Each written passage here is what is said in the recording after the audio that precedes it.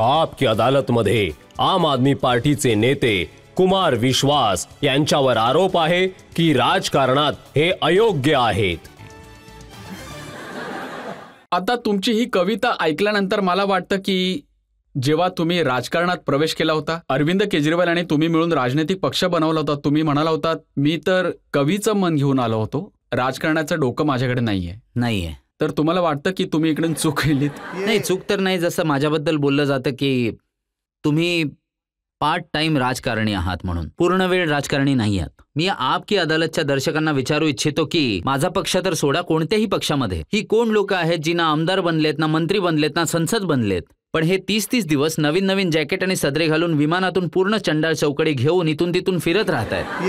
ही कोण लोक आहेत जो यांचा खर्च उचलतायत? माझ्यासारख्या व्यक्तीला तर 5 दिवस प्रोग्राम करावेच लागतात, कवी संमेलन तर भरवावंच लागतंय, चेक येतील, जेटलीजींना टॅक्स भरावा लागेल, मग घर चालेल माझं। आणि आजकाल तर माझ्या कवितांवर पण टॅक्स लागलाय 18%चा। जीएसटी 18% लावलीये मला, लाखोंमध्ये टॅक्स जातोय, 50 ते 60 लाख नुसता टॅक्स मध्येच जातोय। तर मला अजूनपर्यंत समजलेलं नाहीये की ही कला कुठून शिकायची, त्याचा डिप्लोमा कुठे असतो तेही माहित नाहीये मला। पण ही जी कला आहे ज्याची गुप्ताजींकडूनच माहिती पडेल।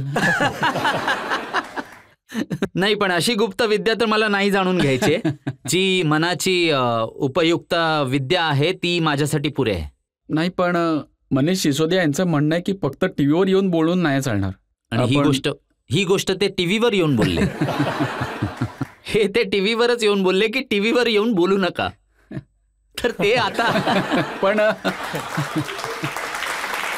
इशारा तर हाच होता की तू एक तर कविता करा नाही तर राजकारण करा। नाही, असं काही नाहीये, ही बोलण्याची पद्धत नाहीये की एक तर तुम्ही कविता करा किंवा राजकारण करा। राजकारण काय देतंय? जर मी अशा एखाद्या पदावर असतो जे मोठं असतं, जिथून मला चांगलं वेतन मिळालं असतं, तर मी कविता सोडल्या असत्या, मी फ्रीमध्ये कविता वाचल्या असत्या। पण माझ्याकडे असं कोणतंही पद नाहीये, नोकरी तर मी भेट म्हणूनच दिली आहे।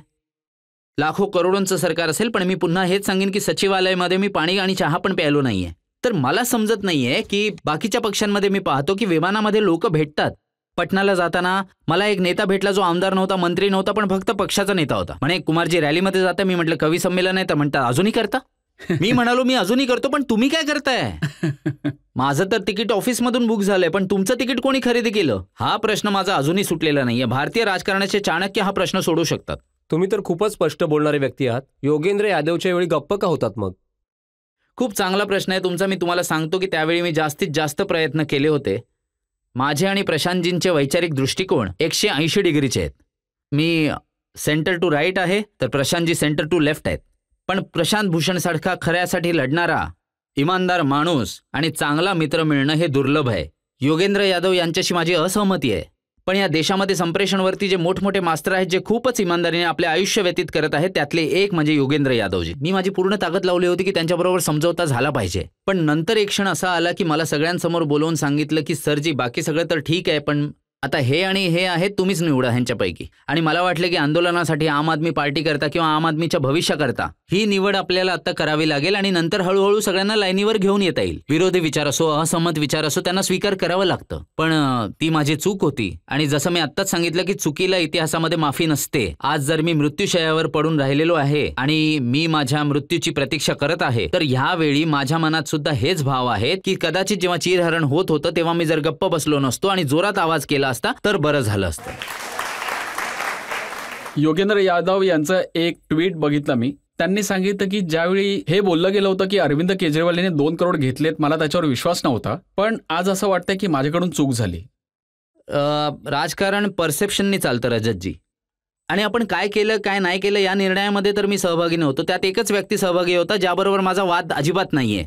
पण जर जनतेमध्ये परसेप्शन बदलायला लागलं किंवा जर ते वेगळा विचार करू लागले, तर आपण वेगळ्या पद्धतीने विचार करायला हवा। निर्णयावर पुनर्विचार करा किंवा नका करू, पण आता हे सगळे विचार जवळजवळ 1.5 वर्षांपासून मनात येत आहेत। मी योगेंद्र यादव यांच्या बोलण्यावर सहमती असहमती नाही दर्शवू शकत, पण मी हे नक्की मानतो की योगेंद्र यादव यासाठी नाही की त्यांनी स्वतःची स्वराज पार्टी बनवली आहे, त्याचं काही घेणं देणं नाहीये। ते स्वतःमध्येच एक स्वतंत्र आवाज आहेत। त्या यादीमध्ये, त्या श्रंखलेमध्ये, त्या नवरत्नांमध्ये मी स्वतःला शेवटचा व्यक्ती म्हणून संबोधतो। खूप जणांना वाटतं असं, पण माझा पण एक आवाज आहे। मी आशा करतो की असहमत आवाजांना पण जागा द्यायचा जो स्वराज आहे, ज्या पुस्तकाची आमची जी भूमिका आहे, जी शिकलोय, ते स्वीकार करतील आणि आम्ही सगळे एकत्र परत येऊ। भ्रष्टाचार रूपी दानवाला उखडून फेकण्यासाठी जी पार्टी उभी राहिली होती, हळूहळू करत चांगली लोक या पार्टीतून निघून गेली आणि जे चांगले लोक अजूनही आहेत त्यांच्यामध्ये पण असंतोष खूप वाढत चाललाय. तर कुठे ना कुठे हजारो लाखो लोक या पार्टीशी जोडले गेले होते. आज तुम्ही आपली फसवणूक झाली असा विचार करत असाल, आपला विश्वास या पार्टीतून गमावलेला आहे, तर असं तुम्ही काय करणार आहात की तो विश्वास परत लवकर रुळावर येईल? बघा, पहिली गोष्ट तर ही आहे की पार्टीवरून विश्वास तर नाही उडालाय. मी परत तुम्हाला सांगतोय, नंदवंश मगध नाहीये. 1-2 लोकांमुळे, त्यांच्या अहंकारामुळे ढासळेल असं नाहीये. आम आदमी पार्टी लाखो कार्यकर्त्यांची पार्टी आहे, जी शिव्या खाल्ल्यानंतर पण आमच्यासाठी लढतात. जर ते कार्यकर्ता जागले तर पार्टी आत्मशुद्धी करेल. पार्टी नदीसारखी असते आणि ती शोध लावेलच. ती स्वतःचा शोध नक्कीच लावेल. तुम्ही आम्हाला आमच्या युथवरती असणारी तुमच्या जवळची कविता आम्हाला ऐकवलीत तर बरं होईल. आजची परिस्थिती बघता रोजच युथला एकतरी कविता ऐकवलीच पाहिजे. नक्कीच. परंतु जनतेच्या फरमाईशला तुम्ही नाही म्हणू शकत. सर, तुमचे खूप फॅन आहेत या ठिकाणी.